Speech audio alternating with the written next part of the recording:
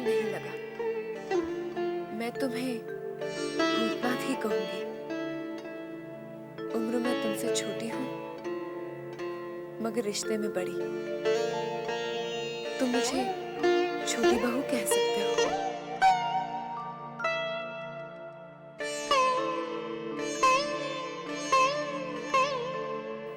ऐसे क्यों देख रहे हो? आपकी सादगी देख रहा हूँ। इतना बड़ा रुतबा होते हुए भी आपके अंदर अहंकार का एक अंश भी नहीं है। कितना अच्छा दिल है आपका। मैं आज भले ही जमींदार खानदान की बहू हूँ, मगर हूँ बहुत गरीब खानदान की बेटी।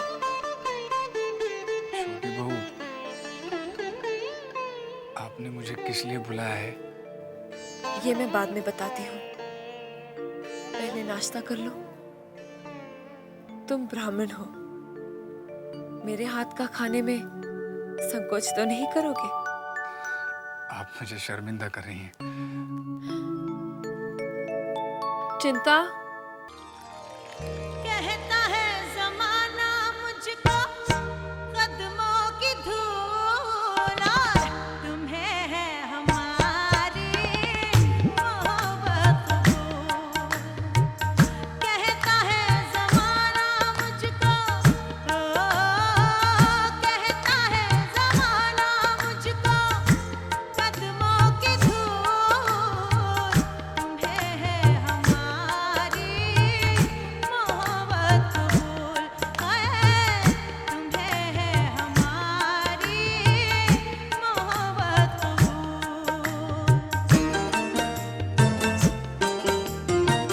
दिखाते हैं जलवे हम हर मोड़ पे, है जलाते शमा है हम हर रात में।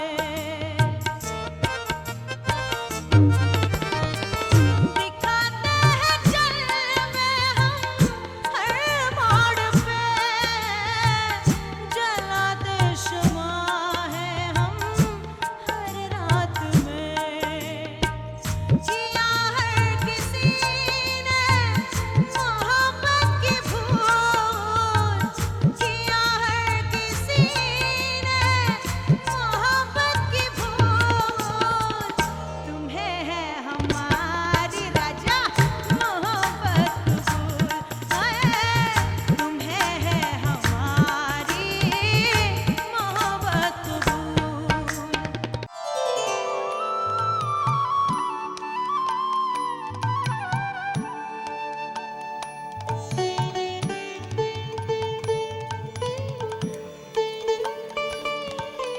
लो,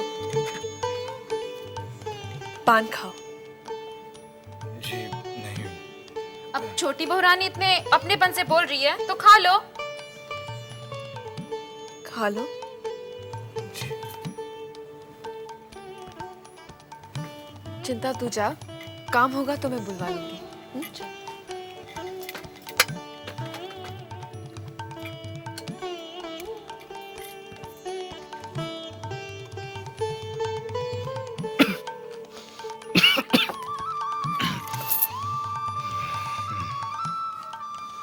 अच्छा है। बंसी कह रहा था कि तुम मोहनी सिंदूर के दफ्तर में काम करते हो।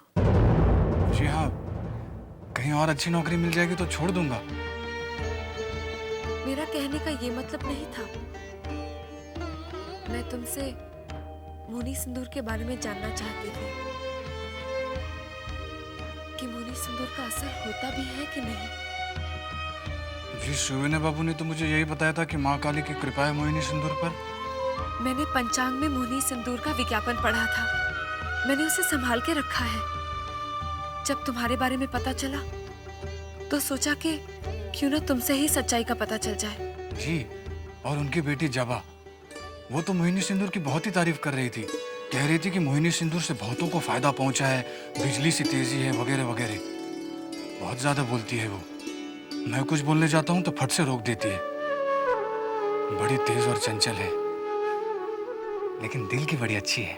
मैंने तुमसे मोहनी सिंदूर के बारे में पूछा था और तुम मुझे जबा के बारे में बताने लगे। जी वो मैं मोहिनी सिंदूर के बारे में बता रहा था। अच्छा, तो मैं ही कुछ और सुन रही थी। अच्छा ये बताओ, तुम्हारे इस मोहनी सिंदूर का दाम क्या है? 2 रुपया पहचाना। चिंता, जी छोटी बहू रानी। ये ले कुंजी, और भूतनाथ को 5 रुपए दे दे। जी 5 रुपए का मैं क्या करूंगा? रख लो, चाहे तो बाद में लौटा देना।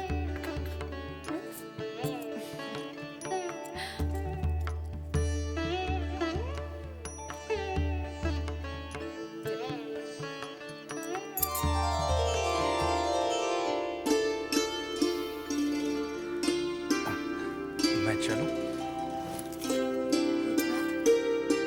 ध्यान रहे, सिंदूर का जिक्र किसी से नहीं करना। ठीक है, आपने मना किया है तो किसी से नहीं कहूंगा। जबा से भी नहीं।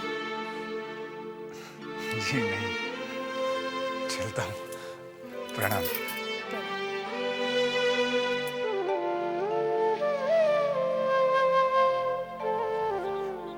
हवेली के रास्ते का तो आपको ज्ञान नहीं है। चला हम आपको बाहर तक छोड़ आई हैं? आओ। हवेली में बाहर के किसी मर्द को आने की तो इजाजत नहीं है। ये फिर कौन था? छोटी बहू के कमरे में क्या करने आया था?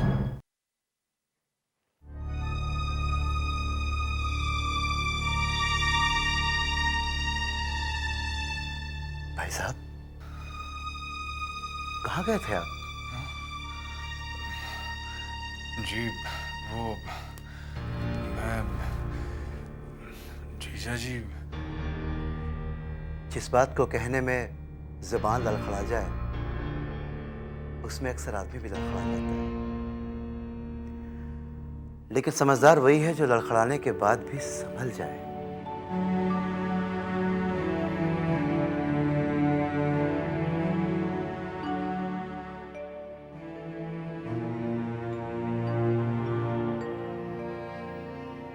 भाई साहब,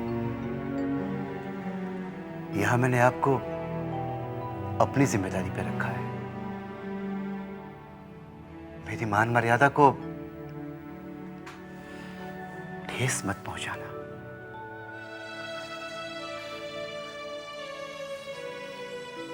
जीजा जी मुझे छोटी बहू ने बुलाया था।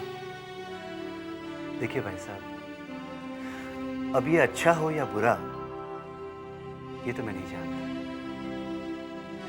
बस इतना ही कहूंगा कि ये लोग साहब और बीबी हैं और हम लोग गुलाम। इनसे जितनी दूरी रखोगे उतने ही फायदे में रहोगे। अब सो जाओ भाई साहब, सुबह आपको दफ्तर भी जाना है।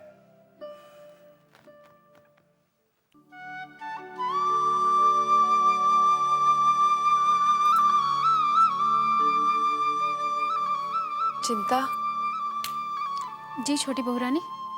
जानती है आज मैंने अपने यशोदा दुलाल से क्या मांगा है? क्या छोटी बहू रानी? सच बताऊं, मेरा जो विश्वास इस सिंदूर को लेकर डगमगा गया था, आज भूतनाथ के आने से ये विश्वास फिर जाग उठा है कि अगर इस सिंदूर का पति पर असर ना हुआ हो तो मोहनी सिंदूर का तो असर हो जाए। हे यशोदा दुलाल, तूने भले ही इस सिंदूर की लाज न रखी हो, मोहनी सिंदूर की लाज रख लेना। छोटी बहू रानी, भूतनाथ भैया ने क्या कहा? मोहिनी सिंदूर का असर होता है?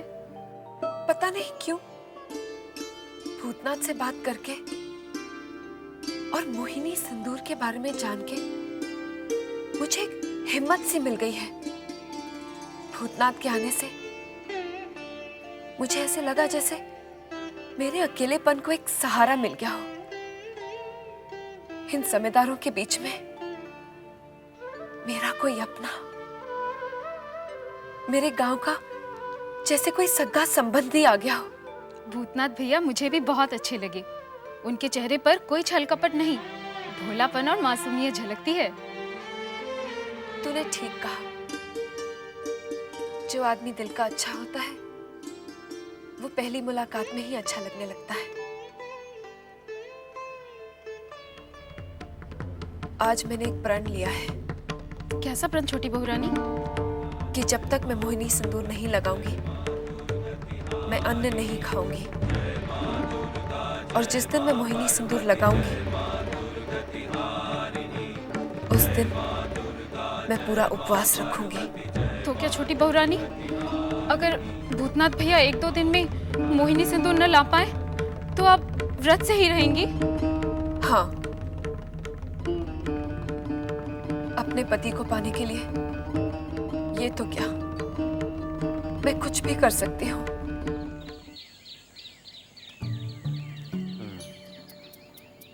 बजे कितने?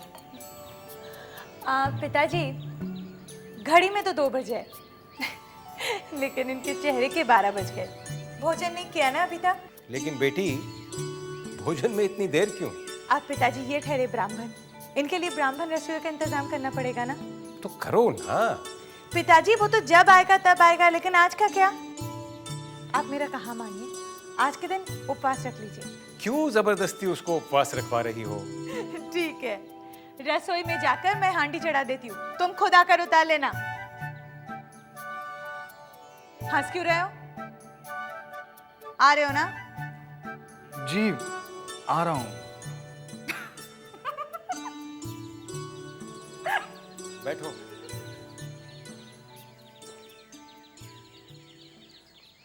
ये लो। इतवार को तो आओगे ना?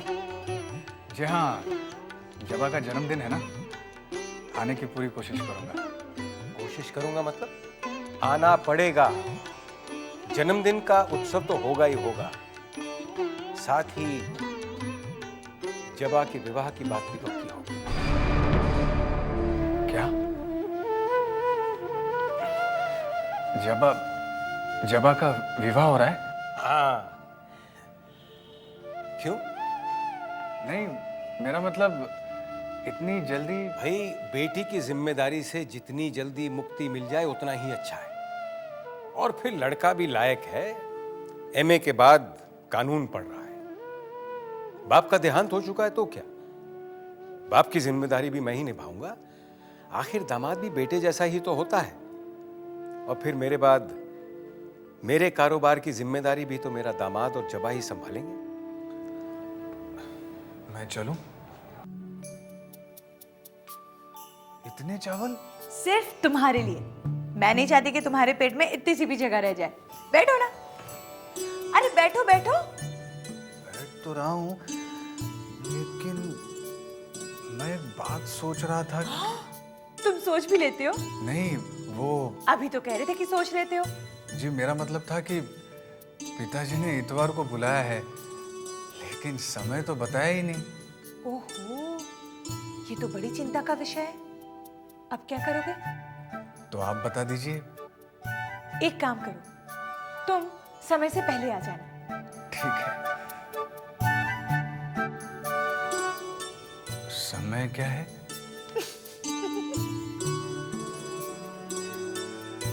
आपको मेरा नाम सुनकर भी हंसी आई, अब मेरी बातों पर भी हंस रही हैं आप। क्या करूं, तुम्हारी बातें ही ऐसी है। समय शाम का है। पिताजी ये भी कह रहे थे कि उसी दिन आपके विवाह की बात पक्की हो रही है। अब जब पिताजी कह रहे थे तो ठीक ही होगा। हाँ, सच तो ये भी है कि वो बहुत ही भाग्य वाला होगा जिसकी आपसे शादी हो रही है।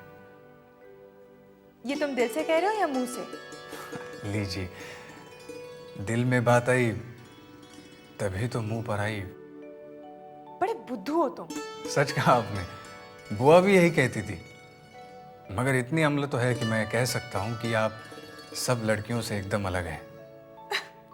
अच्छा, कितनी लड़कियों को जानते हो तुम?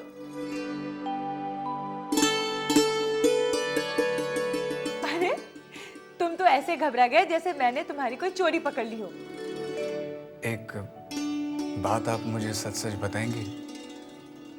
मैं जानती हूँ तुम क्या जानना चाहते हो, लेकिन मैं बताऊंगी नहीं। आपकी बड़ी मेहरबानी होगी, ये किसी की जिंदगी का सवाल है। मुझे देखकर भी तुम्हें तुम्हारे सवाल का जवाब नहीं मिलता। भला जब तक आप बताएंगी नहीं तो मुझे कैसे पता चलेगा? तुम वाकई में बुद्धू हो। पूछो। आपके मोहिनी सिंदूर का कोई फल भी होता है? अचानक ये सवाल क्यों पूछा तुमने? जरूरी है मेरे लिए। चिंता, ए चिंता। अरे मंजली दीदी, आप कैसी हो छोटी बहू? रोज जैसी हूँ वैसी ही।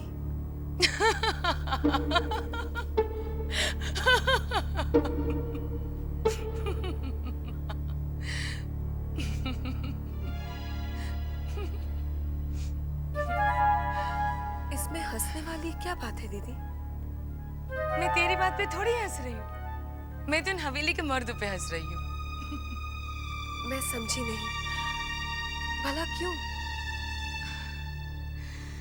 हवेली की बहुओं पर लाख पहरे बैठा ले, मगर बाहर का मर्द पहरा तोड़ के आ ही जाता है। आप सीधे सीधे क्यों नहीं कहती बात क्या है?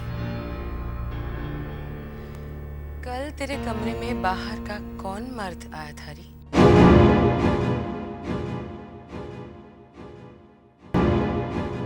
अरे तेरे चेहरे से तो रंग ही उड़ गया छोटी। चेहरे से रंग उनका उड़ता है दीदी जिनके मन में चोर हो। मतलब तेरे मन में कोई चोर नहीं है तो बता क्यों नहीं देती कि वो कौन था? वो कोई और नहीं,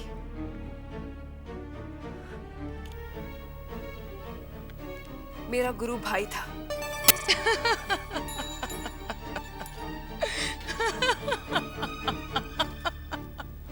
अरे नहीं नहीं, नाराज ना हो।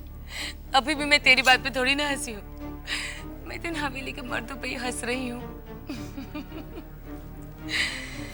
पहले ये लोग कितने सख्त थे, मगर समय के साथ साथ इनकी सख्ती भी ढीली पड़ती जा रही है।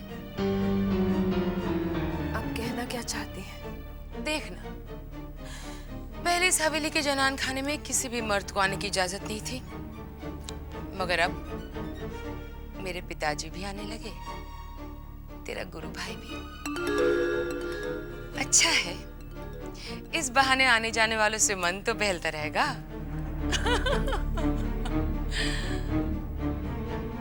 वैसे छोटी, एक बात कहूं,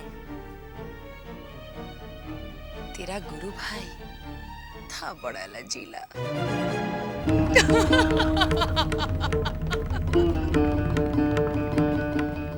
कहीं मोहिनी सिंदूर की आजमाइश तुम मुझ पर तो नहीं करने वाले हो? कोई असर नहीं होने वाला है मुझ पर, कह देती हूँ। मजाक नहीं, किसी ने मुझे इसे खरीदने के लिए 5 रुपए दिए हैं। किसने? भाभी समझ सकती हो। भाभी? क्या हुआ है उन्हें? और ये भाभी आपकी कौन है? किसी को भी बताने से मना किया है, और चलते चलते उन्होंने ये भी कहा है कि जबा को भी मत बताना। मुझे? भला वो मुझे कैसे जानती है? आपके बारे में मैंने ही उन्हें बताया था। तुमने? जरा सुनो तो, मेरे बारे में क्या कहा उनसे? जरूर बुराई की होगी। बुराई तो आपकी दुश्मन भी ना करे तो मैं कौन होता हूँ? हाँ, मेरे और तुम्हारे बीच तो सिर्फ मालिक और नौकर का ही संबंध है ना? ठीक कह रही हूँ ना? सच तो यही है। एक और सच भी है, तुम बहुत बड़े झूठे हो। ये आप क्या कह रही हैं? मैंने आपसे कौन सा झूठ बोला? ये भाभी का किस्सा झूठ नहीं तो और क्या। ये सच है कि छोटी बहू ने। छोटी बहू? देखा, आपने सच बुलवा ही लिया ना। मैंने उनसे वादा किया था कि मैं किसी को नहीं बोलूंगा। ठीक है, अब जब इतना बोल दिया तो आगे भी बोल दो। कौन है ये छोटी बहू? जमींदार खानदान की बहू है। तुम्हारा उनसे क्या संबंध है? मैं अपने जीजाजी के साथ उन्हीं की हवेली में रहता हूँ। मैं मोहिनी सिंदूर में काम करता हूँ, ये उन्हें पता चला तो उन्होंने मुझे बुलाया। बहुत अच्छी है छोटी बहू, एकदम पवित्र। उनसे मिलकर मन को इतनी शांति मिली जैसे तीर्थ यात्रा जाने पर मिलती हो। तो हाथ में माला लेकर छोटी बहू का नाम जपो ना, अपार शांति मिलेगी। जी, मेरा मतलब था कि वो किसी देवी की तरह है। उनके पास बैठकर बहुत अच्छा लगता है। तो काम पर आने की क्या जरूरत है? उन्हीं के पास जाकर बैठे रहो। जी, आप तो नाराज हो रही हैं। वो बेचारी तो बहुत दुखी है। और आप बेचारे उनका दुख दूर करना चाहते हैं, है ना? हाँ, इसीलिए तो आपसे मोहिनी सिंदूर के बारे में पता किया था। मुझे लग रहा है मोहिनी सिंदूर की जरूरत उनसे ज्यादा तुम्हें है। मुझे? और क्या, छोटी बहू का जादू तुम्हारे सर पर चढ़कर जो बोल रहा है। तो मैं छोटी बहू के लिए मोहिनी सिंदूर लेकर जाऊं? असर होगा ना? असर तो हो चुका है। समझ के।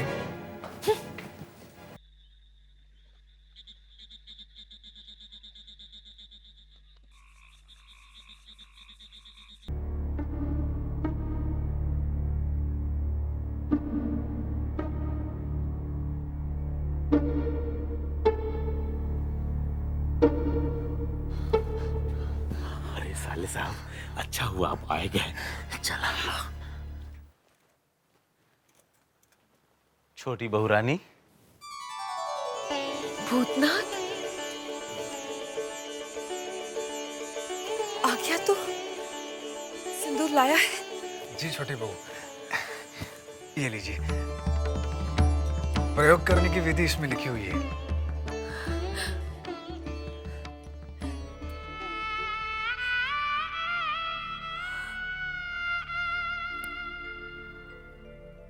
भूतनाथ, मैं तुम्हारा ये एहसान जिंदगी भर नहीं भूलूंगी। कैसी बात कर रही हैं छोटी बहू? छोटी बहू, ऐसा क्या दुख है आपको? बहुत मुश्किल है कहना। जिसकी किस्मत फूटती है ना भूतनाथ, वही समझती है। एक ब्याता नारी के लिए इससे बड़ी लज्जा, इससे बड़ा अपमान और दूसरा कोई नहीं।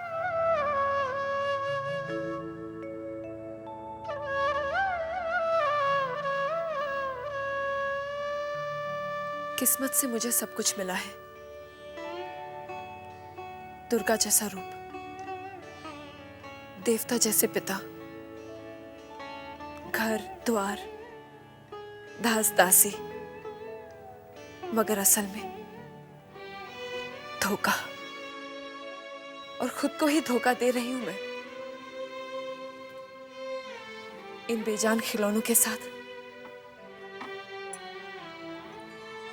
अपना मन बहलाकर। कितनी अच्छी हैं आप। फिर भगवान ने आपके साथ ये अन्याय क्यों किया? पिछले जन्म का पाप इस जन्म में भुगत रही हूं। हमारे यहाँ एक स्वामी जी थे जो तीनों लोगों की बात जानते थे। उन्होंने पिताजी से कहा कि पिछले जन्म में मैं पट देवबाला थी और देवसभा में मैंने एक ब्राह्मण का अपमान किया था, इसलिए मेरा ये जन्म प्रायश्चित में बीतेगा। पिताजी ने जब पूछा कि मुझे मुक्ति कैसे मिलेगी, तब उन्होंने कहा, स्वामी सेवा से।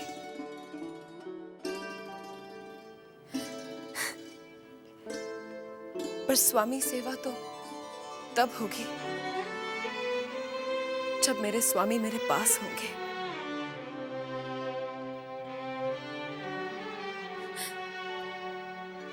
कल एकादशी है, अच्छा दिन है। मैं ये सिंदूर कल से ही लगाऊंगी।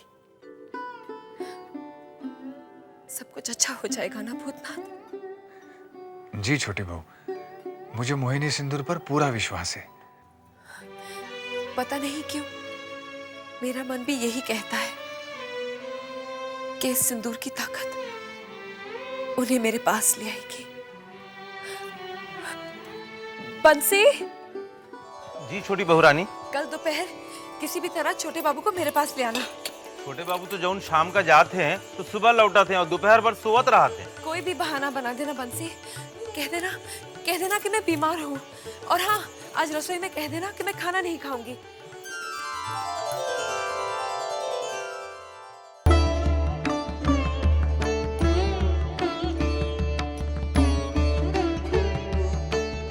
भगवान करे मोहिनी सिंदूर के असर से छोटे बाबू आज रुक जाए। मैं भी यही प्रार्थना कर रहा हूँ बंसी। छोटे बाबू अभी भी सो रहे हैं। हाँ, बेसुध सोए पड़े हुए। जल्दी से उठ जाए। नन्हे बाबू, मुझे आपसे कुछ कहना है। तो कह देना। मैं फिर से माँ बनने वाली हूँ। देख, अभी नशा खराब मत कर। हाँ, दाई से बोल के गिरवा दे। 2 बार भी पहले ऐसा कर चुकी हूँ। तो तीसरी बार भी ऐसा कर ले। ये तो मेरे लिए बहुत गर्व की बात है। मुझे अपने पुरखों का कीर्तिमान तोड़ना है। ये नन्हे बाबू के साथ कौन है? गिरी गिरी। बंसी, ये गिरी थी, वही बड़ी माँ की दासी। हाँ वही, पिछले बार जब हवेली में मरा हुआ बच्चा मिला था ना, इसी का तो था। छी छी छी। अरे साले साहब, इस तरह की बातें अगर सुनो तो अनसुनी कर दो, अगर देखो तो अनदेखा कर दो। काहे कि हवेली में जहाँ भी झांकोगे ना तो यही सब मिलेगा। जौन इनके पिता वैदुरमणि ने किया वही सब ये लोग करते हैं। इनके पिता वैदुर्यमणि ने क्या किया? आज जौन बड़ी माँ को ये जौन छुआछूत की बीमारी लगी है, ये सब इनके पिता की वजह से तो लगी है। वो कैसे? बड़ी माँ वो बखत गर्भवती रही, नन्हे बाबू पेट में रहे। अपने जो छोटे बाबू है ना, उनका तो वो बखत ब्याह ही नहीं हुआ था। वैदुरमणि बाबू ने अपने नए मकान के दीवार को सजावे के खातिर विलायत से एक चित्रकार बुलवाया। चित्रकार तो सारा दिन अपने चित्रकारी के काम में व्यस्त रहा और बड़े बाबू ओके पत्नी के साथ प्रेम आलाप में लग गए।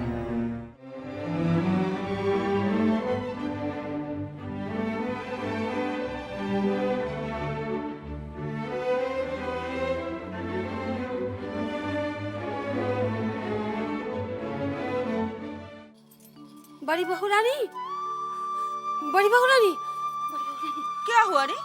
तू इतनी घबराई हुई क्यों है? आप सुनेंगी तो आपके पैरों से भी जमीन निकल जाएगी। क्या बक रही है तू? मैं सच कह रही हूँ बहू रानी, वो विलायत से जो चित्रकार आया है ना, उनकी पत्नी के साथ बड़े बाबू के संबंध है। तो इसमें इतना अचरज करने की क्या बात है? अरे जिस जमींदार के बाहर की औरत से संबंध ना हो, वो जमींदारी कहाँ? बात वो नहीं है बहू रानी। तो सीधे सीधे बता, बात क्या है?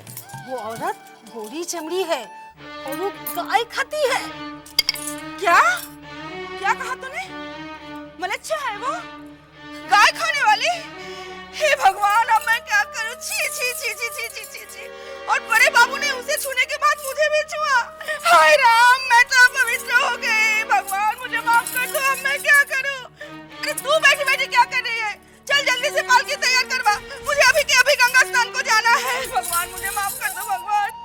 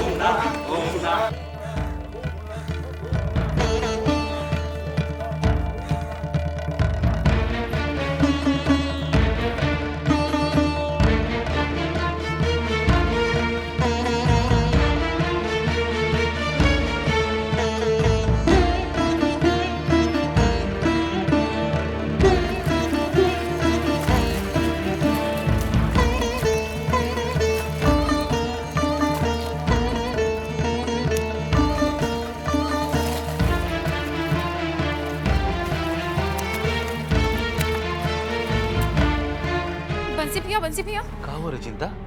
छोटे बाबू उठ गए क्या? हाँ हम बहन देख कर आवत है, बहन सोवत आए वो। तू जा, जैसे उठेंगे हम उनको लेके आएंगे। जा तू। ठीक है, लेकिन ख्याल रखना, छोटी बहुरानी बेचैन हो रही है। अच्छा तू जा ना, हम ख्याल रखब। जा। अरे लोचन भैया इतना हड़बड़ हड़बड़ कहाँ जाता? अरे भाई, मझले बाबू और उनके दुश्मन छेनी दत्त के कबूतरों में दंगल हो रहा है और इस समय मझले बाबू का दिमाग इतना गर्म है कि बस पूछो मत। ये तंबाकू अगर नहीं पहुंचा ना तो मझले बाबू हमें एकदम ठंडा कर देंगे। चला। जा जा जा। बंसी, छेनी दत्त कौन है? अरे है एक छोटा मोटा जमींदार। एक कबूतरबाजी के चक्कर में ना मजले बाबू और छेनी दत्त में दुश्मनी ठानी है, समझा? अच्छा भैया अब हम चली हैं? ये बड़े बाबू का किस्सा तुमका फिर कबो सुनाओ, हम जाते। सरकार,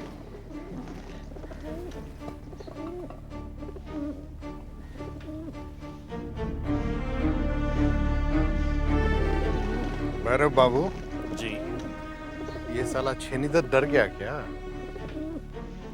कबूतरों को क्यों नहीं आंकता है? मझले बाबू, भला धरती कभी आकाश को छू सकती है? हाँ? आपके साथ उसकी क्या बराबरी? पिछली बार भी हमारे कबूतरों ने उसके कबूतरों को पछाड़ा था। 7 कबूतरों को साथ ले आए थे। बस देखिएगा इस बार भी यही होना है। हाँ। जरा देखिए तो क्या हो रहा है उधर। जी।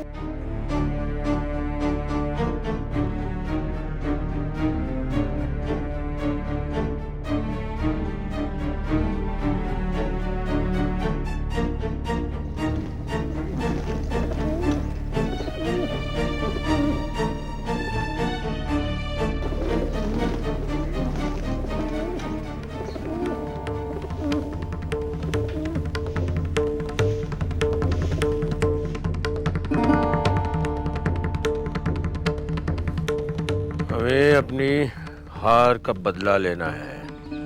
छेनी बाबू, पिछली बार हमारे 7 कबूतर मझले बाबू की तरफ गए थे, इस बार उनके 14 इस तरफ आएंगे।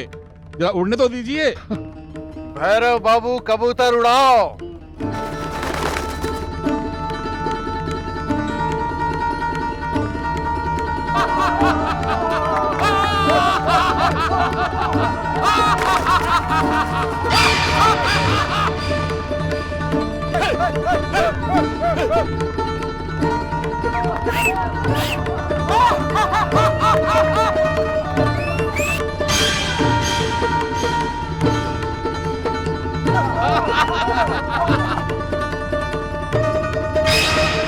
देखो मजले बाबू, जीत फिर हमारी हुई। हुजूर, हम तो फिर हार गए।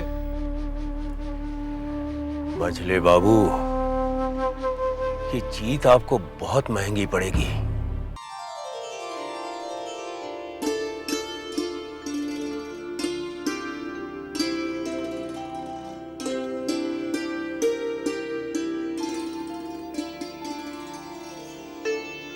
चिंता,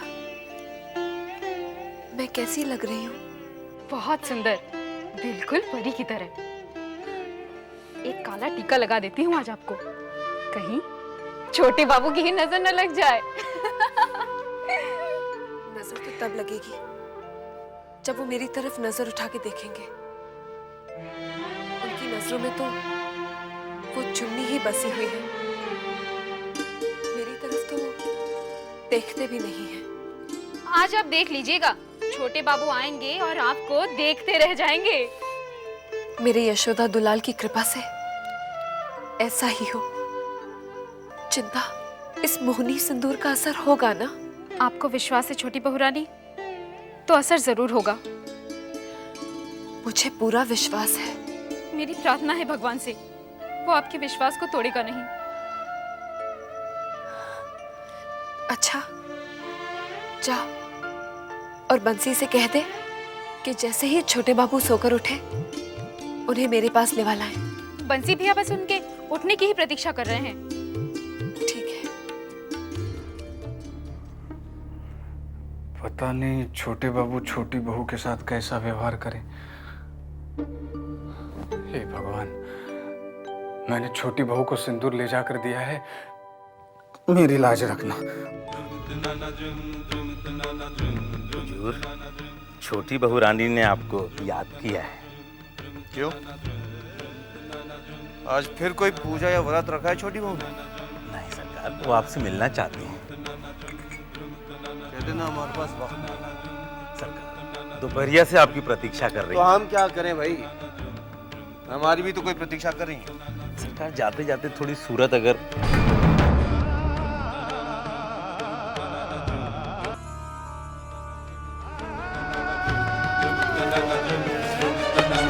चलिए सरकार। छोटी बहू रानी, बंसी भैया छोटे बाबू को लेकर आ रहे हैं।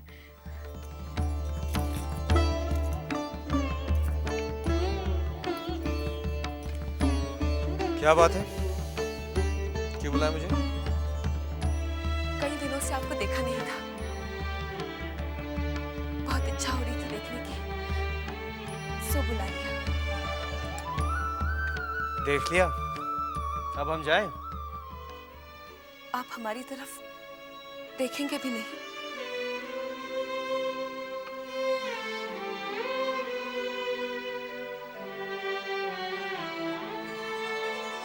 ऐसी क्या खास बात है? आपको हमारे पर तरस नहीं आता? किस काम का ये जीवन जिसमें पति का प्यार न हो? किस काम का ये श्रृंगार जो अपने पति को ही न लुभा पाए? तुमने अपनी ये बकवास सुनाने के लिए मुझे बुलाया है? अगर हमारी ये बातों से आपको दुख पहुंचता है तो हमें क्षमा कर दीजिए। ओफो, तुम्हारा ये रोना धोना फिर शुरू हो गया। ये रोना धोना, ये आंसू तो हमारा भाग्य बन चुका है।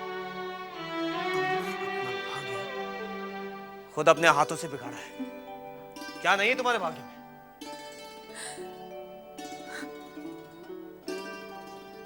पति का प्यार। फिर शुरू कर दी अपनी बकवास। तुम बदलती क्यों नहीं? आप भी तो नहीं बदलते। मुझे बदलने की कोशिश भी मत करना। बड़ी बहू और मझली बहू की तरह खुश रहना सीखो तुम। उनके मन में जो आता है वो करती है, तुम्हारे मन में भी जो आता है तुम करो, हंसो गाओ। हंसते हुए और गाते हुए तो मैंने आज तक आपको भी नहीं देखा। देखो तुम्हारी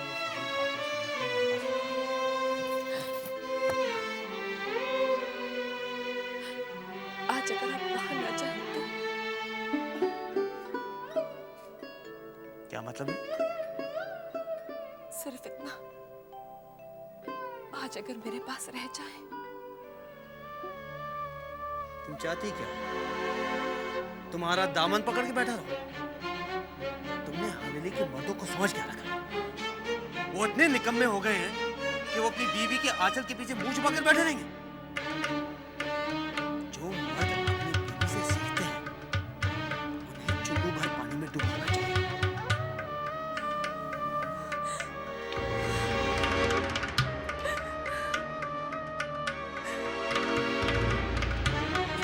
का क्या होगा भैया? धीरे धीरे सब ठीक हो जाएगा।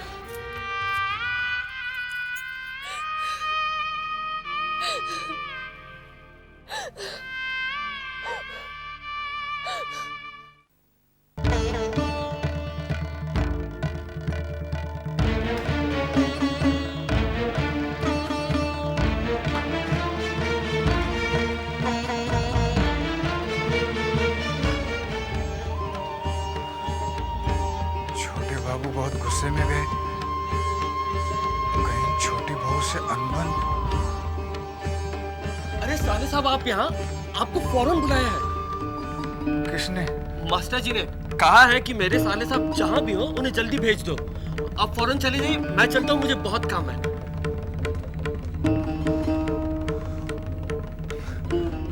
मैं तो डर ही गया था कहीं छोटी बहू ने तो नहीं बुला भेजा, लेकिन जीजा जी तो चले गए थे। ऐसी क्या बात हो गई?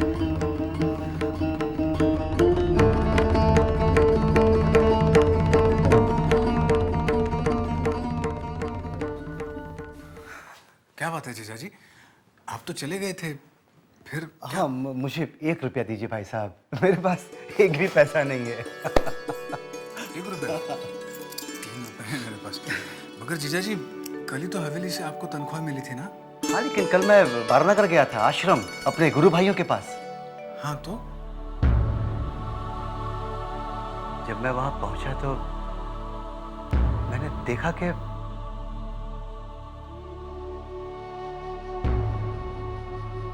क्या बात है, आप लोग आज वेदांत नहीं पढ़ रहे? मास्टर जी, मुंह से वाणी तो तभी निकलेगी जब पेट में अन्न पहुंचे।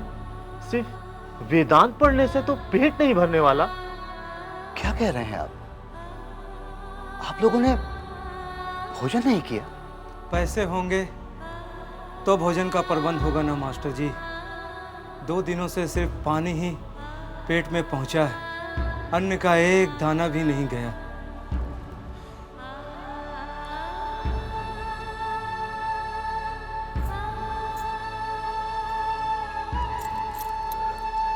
खैर, ये चिंता मत करिए, आप लोग आप ये पैसे रखिए और अपने भोजन का इंतजाम करिए फौरन। वैसे खबर आई है कि नरेन भी 2-1 दिन में देश में लौटने वाले हैं। उनके आते ही आप लोगों की सारी परेशानियां खत्म हो जाएंगी। आप ही बताइए भाई साहब, मैं और क्या करता हूँ? तो आप अपने महीने की पूरी तनख्वाह आश्रम दे आए। तभी तो आपसे 1 रुपया लिए हैं मैंने। जीजा जी, पूरा महीना पड़ा है। चिंता मत करिए, आपने वो कहावत नहीं सुनी, सारी खुदाई एक तरफ, जोरू का भाई एक तरफ। आपको फाका नहीं करने दूंगा। नहीं, ऐसी बात नहीं है। अच्छा जीजा जी, आपने अभी नरेन का जिक्र किया था, ये कौन है? नरेन यानी विवेकानंद। गुरु परमहंस देव कहा करते थे कि नरेन एक दिन सारी पृथ्वी को हिला के रख देगा। गजब का तेज है उस आदमी में। अमेरिका में उसने भूकंप मचा दिया है, सारे अंग्रेज उसके तेवर से हक्का बक्का है। भला ऐसा क्या किया उन्होंने? उसने लोगों की समझ को आजादी की रोशनी दी है, समझाया है कि गुलामी बुरी चीज है। अपने मद्रास के भाषण में उसने जो कहा, उससे लोगों में क्रांति की लहर पैदा हो गई है। अच्छा, मैं चलता हूँ। और हाँ भाई साहब, परसों दोपहर को आप सियालदह स्टेशन आ जाइएगा। क्यों? अरे, विवेकानंद आ रहे हैं, उनके स्वागत की तैयारी में जुटना है कि नहीं? हाँ? भूलिएगा नहीं, परसों दोपहर को 2 बजे। और हाँ, इस बीच 2 दिन शायद मैं नहीं आ पाऊँ। क्यों? बस यहीं जरा व्यस्त रहूंगा। चलता हूँ। सियालदह स्टेशन दोपहर को 2 बजे।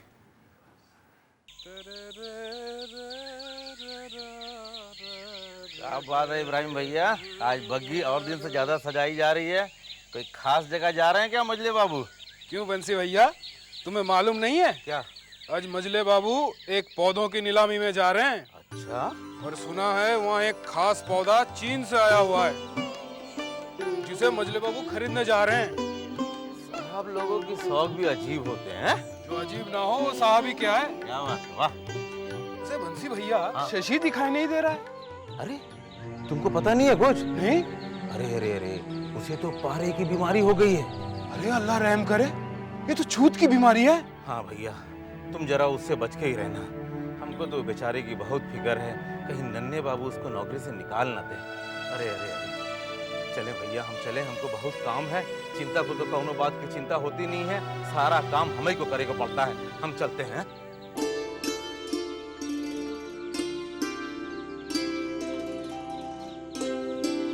अरे साली साहब, आप गए नहीं अभी तक?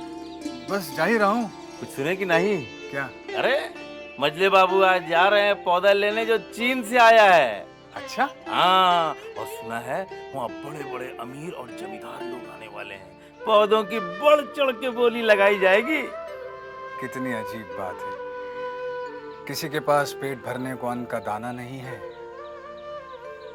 और किसी के पास लुटाने को पैसा ही पैसा है। बिल्कुल ठीक कहा आपने साले साहब, मगर यहाँ का तो हाल ही अच्छा है। जाना तो यहाँ तो विलायत से झाड़ फानूस आता है। एक बार तो सफेद संगमरमर में बनी हुई सफेद परी आई, बिल्कुल नंगी और हाथ में लिपटा हुआ सांप, जिसे मजले बाबू ने बड़ी शान से अपने नाच घर में रखवाया था। हमारे पास अब भाई समय नहीं है, आपको हम एक बार बड़े बाबू का एक वो किस्सा सुनाएंगे जिसे अंग्रेज लाट अपनी पूरी जिंदगी नहीं भूला होगा।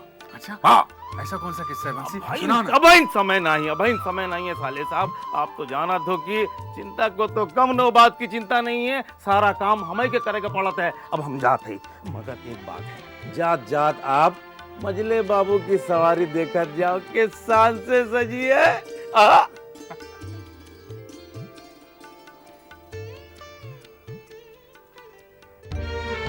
सरकार जी सरकार। रुपए पैसे सब रख लिए हैं ना? चीन के उस खास पौधे को आज हम लेकर ही लौटेंगे। थैलियां भर ली हैं सरकार। आज मजले बाबू की इज्जत का सवाल है। सुना है वो छेनी दत्त आ रहा, आपका दुश्मन। किसकी बात कर रहे हैं सरकार? भला वो भिखारी हमारे मजले बाबू का क्या मुकाबला करे? ये तो वही बात हो गई कि जमीन आसमान को छूने की कोशिश करे। देखो सरकार, तूने मिसाल बहुत अच्छी दी, अब खुश हो। सही बात ही विधु के मुंह से निकलती है सरकार। आइए।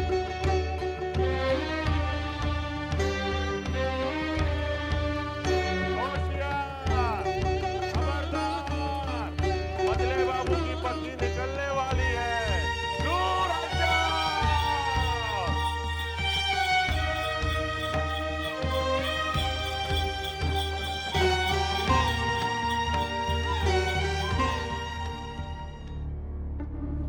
मजले बाबू, छेनी दत्त तो पहुंच चुका है।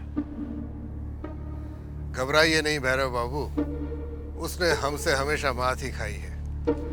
आज भी उसे पौधा नहीं मात ही मिलेगी। सरकार, मछली बाबू आ गए हैं।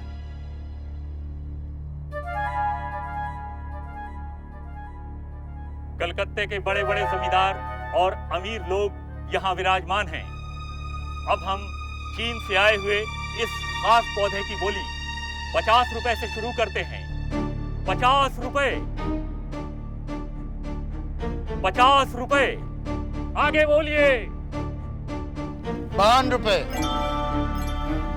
बोलिए। 55 रुपए। 60 रुपए। 60 रुपए। आगे बोलिए। ये पौधा आपकी हवेली की रौनक को और बढ़ा देगा। 60 रुपए। 60 रुपए। 62 रुपए। 62 रुपए। जी हाँ, 62 रुपए। आगे बोलिए। 62 रुपए। 62 रुपए। 70 रुपए। 70 रुपए। पूरे 100 रुपए। 100 रुपए। 100 रुपए। 100 रुपए। 150 रुपए। आगे बोलिए। ये पौधा आपकी हवेली की रौनक को और बढ़ा देगा। 200 रुपए। 200 रुपए। बोलिए बोलिए। 300 रुपए। 300 रुपए। ये पौधा तो अनमोल होता जा रहा है। बोलिए। 300 रुपए। 300 रुपए एक, 300 रुपए दो, 500 रुपए। 500 रुपए। अब बोली पौधे की नहीं, आन की लगाई जा रही है। 500 रुपए। बोलिए। बोलिए भी मत पड़ाइए। क्यों? इतना पैसा है नहीं और यह अभी अदा करना पड़ेगा। 500 रुपए एक, 500 रुपए दो और 500 रुपए तीन।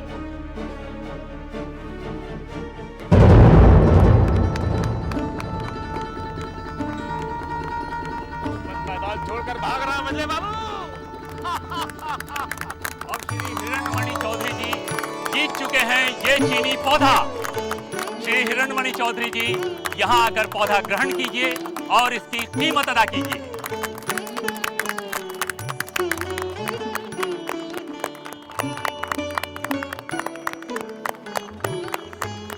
गिन लीजिए, पूरे 500 रुपए हैं।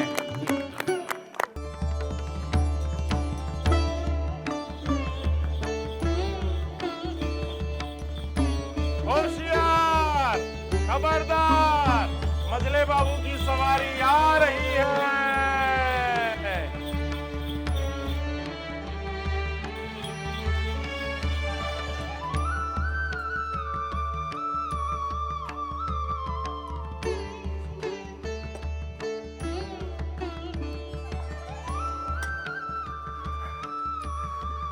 इस पौधे को हवेली के अंदर ले जाओ। जी सरकार। और आप लोग विराजिए बैठक खाने में, हम अभी आते हैं।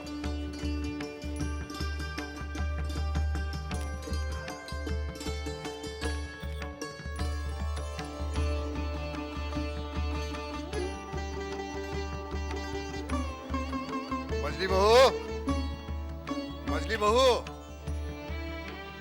देखो तुम्हारे लिए क्या लाए। हाय राम, एक मामूली सा पौधा इतना संभाल कर कहाँ से ला रहे हो? मछली बहू, इज्जत से बोलो, ये पौधा मामूली नहीं है, ये खास चीन से आया है और हम सबको हराकर 500 रुपए में इसे जीत के लाए। 500 रुपए? कमाल है, सोना नहीं चांदी नहीं, महज एक पौधा, वो भी 500 रुपया का। मर गया तो समझ गया। मछली बहू, ये हमारी इज्जत की बात है जो तुम्हारी समझ से परे है। जाओ जाओ।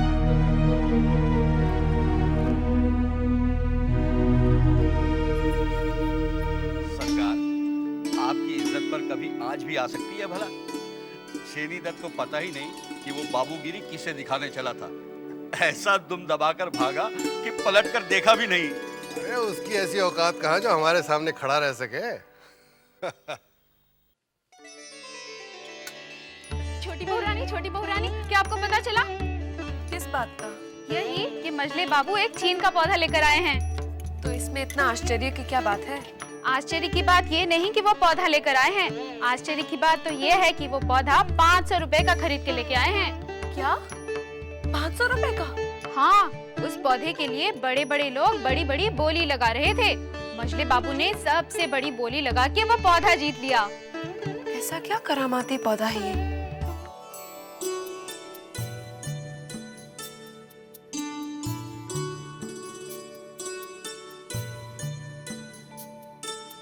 भैरव बाबू। जी सरकार। इस पौधे को देख रहे हैं आप? लगता है इसकी तरफ देखते ही रहे कि शान से खिल रहा है। इसकी शान तो आपकी हवेली में आकर खिली है मजले बाबू। क्यों? सही कहा आपने। सरकार, लाट साहब का अर्दली आया है। आपके पौधे की खबर उनके कानों तक पहुंच चुकी है। उन्होंने कहलवा भेजा है, शाम को वो पौधा देखने के लिए हवेली में तशरीफ ला रहे हैं। क्या कहा? लाट साहब खुद हमारी हवेली में तशरीफ लाएंगे? ये हमारे लिए बड़े गर्व की बात है। उनका यहां आना कोई मजाक नहीं है। विदु सरकार। जी सरकार। लाट साहब के स्वागत में कोई कमी नहीं आनी चाहिए। जी। हवेली की साफ सफाई करवाई जाए, कुछ खास किस्म के पकवान बनवाए जाए और मुन्नी बाई को मुजरे के लिए बुलाया जाए।